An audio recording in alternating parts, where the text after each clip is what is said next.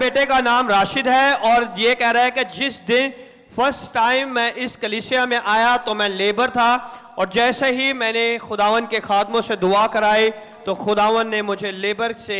Technician बना के मुझे बढ़ा दिया। खुदावन के नाम को जलाल दे, क्योंकि जब आप खुदावन के घर में आते और उसके नाम को जलाल देने के लिए गवाही देते तो आपकी जिंदगी में खुदावन कसरत से मौजूद कर